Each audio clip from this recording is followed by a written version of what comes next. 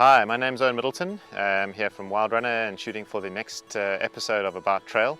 I'm here in essence to just give you the lowdown on trail running kit, what it's all about, what to look out for. Okay, to kick off with, I'm just going to take you through what a typical trail runner would be wearing when you're out on the trail and why.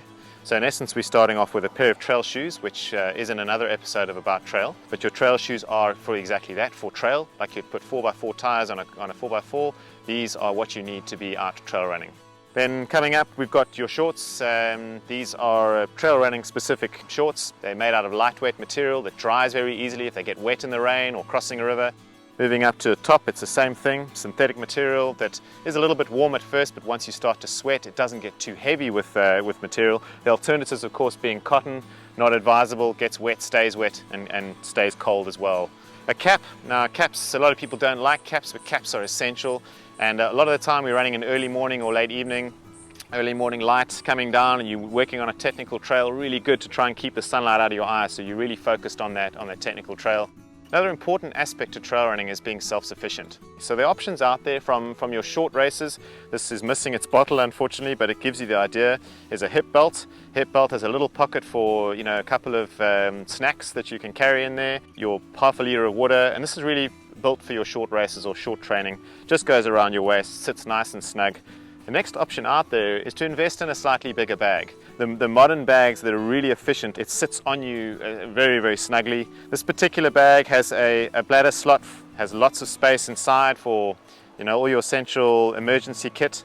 It also, importantly, on bags, look out for bags that you have easily accessible pockets. So once you put this thing on and it's strapped in, you can actually get to your snacks in the side pockets. Okay, very importantly when you're on the run is hydration, number one, and obviously your nutrition, but I'm just going to cover hydration very briefly.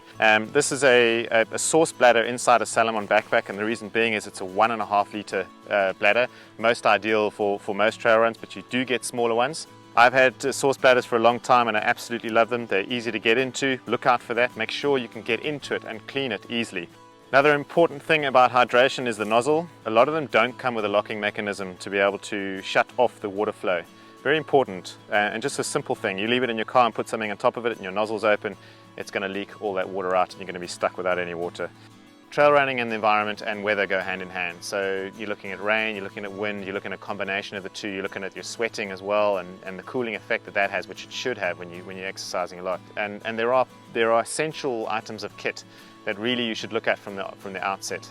An absolutely essential piece of kit that every trail runner should have is one of these, but is essentially a very, very lightweight shell. In principle, this is designed to keep the wind off your core temperature. So you imagine you're running up a hill and you're sweating a lot and your top's getting very wet. You get to the top of the hill and all of a sudden there's a strong wind blowing. You shove one of these babies on and you're going to be right as rain. If you don't, the likelihood of your core temperature dropping to a point where you're actually forced to slow down and you're then going to start to suffer on the early signs of hypothermia. Very important aspect to remember about keeping your core temperature right is maintaining the right insulation. There's a very important principle that you need to remember, and that is air insulates. You need to warm up air to protect your core temperature.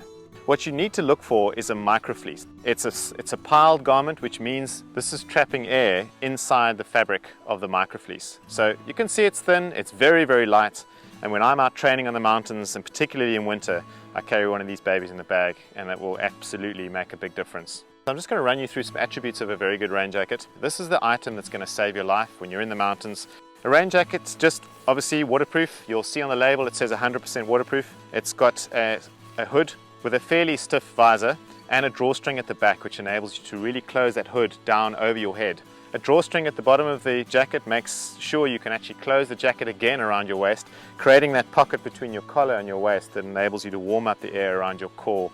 A beanie, this is a microfleece beanie, fantastic just to trap in your heat radiating from your head, and gloves. Importantly with gloves, when you get cold you can't actually function and open up the essential fuel that you need to keep you moving forward, etc, etc. So useful little piece of kit. So I hope that's given you some insight into trail running gear.